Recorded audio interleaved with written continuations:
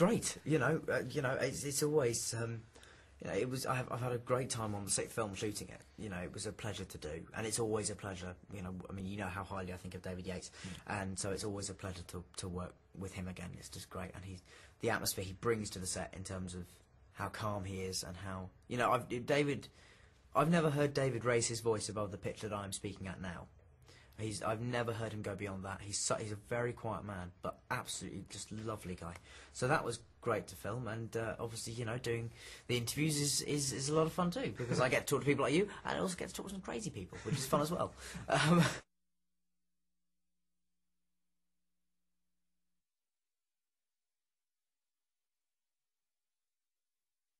I think one major difference between Harry in the other films and Harry in this one is that in all the other films, he's always known about Voldemort, and he's always been sort of endlessly talking about what he's going to do and how he's going to get him, and sort of vowing revenge and things. But he's never done anything towards it. And in this film, we finally start to see him take some steps to actually fighting him, under obviously the supervision of Dumbledore.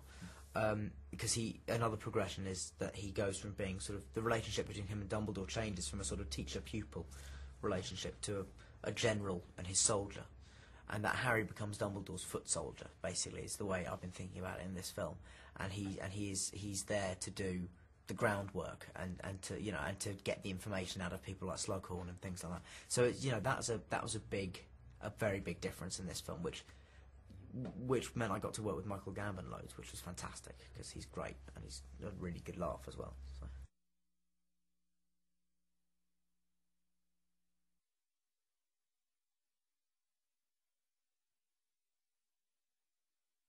Well, I think, one of the thing that makes that trio such an endearing sort of group is the fact that everyone knows in your teens, if you've got a group of friends that you say made when you were 11, it can be very hard to carry on that group of friends till the end of your teenage years, because you grow in so many sort of different ways and you sort of change so much. But one of the great things is that though these three individuals are so different, they are still managing to maintain an incredibly strong friendship, despite the fact that they're changing so rapidly. And I think, in this film we see their relationship strengthen even more, apart from, in terms of Harry's, from my character's perspective, because for the first time in I think any of the films, it's Ron and Hermione that are fighting rather than Harry and Ron or Harry and Hermione. So in this film it's the first time we actually see Harry as the sort of intermediary, sort of breaking up the fight. And Love's in the Air also, of course, naturally. I mean, as it has been for a few years now at Hogwarts. And we've got, obviously there's this kind of unspeakable kind of sexual tension between Ron and Hermione that has been going on since about the third film that we've sort of started to work in then. And then, but then, you've obviously got Ron and Lavender, who's Ron's girlfriend for a portion of this film, and Harry and Ginny, which is a much less comical, much more sort of tender relationship than the sort of carnal delights of Ron and Lavender.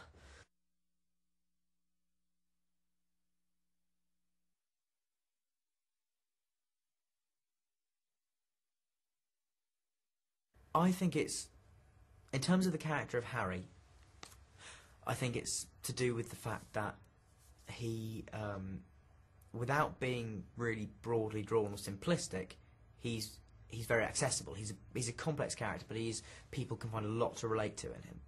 And I also think that it's to do with magic. I mean, magic is a thing that exists in all cultures, in the mythology of every country and all cultures like that. And so to see sort of, this is quite an English version of magic, and I suppose that is something that can translate worldwide. The idea of it's the ideas of the impossible coming true and being attainable, that I think probably fascinates people and kind of entrances them.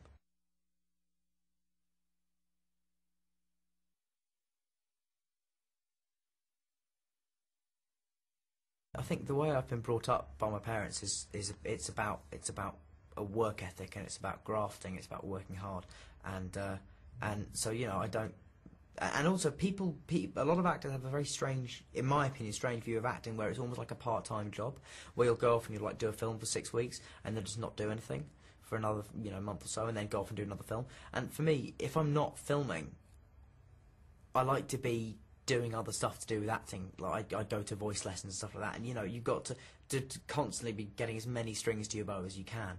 I think is the key, because after Harry Potter finishes, acting's an incredibly intensely competitive world, and so you have to have as much to offer apart as you possibly can.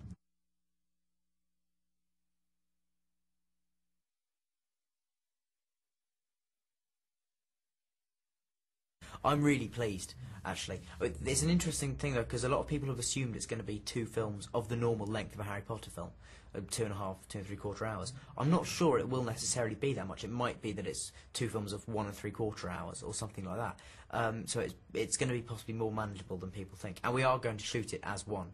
So in terms of the filming of it, it really won't change anything for me. But I'm very pleased because in the 4th film, you can cut out the bit about the house elves, and it won't take away from the main story. There's things in each of the books that you can get rid of, and actually it won't lessen the effect of the story in any way.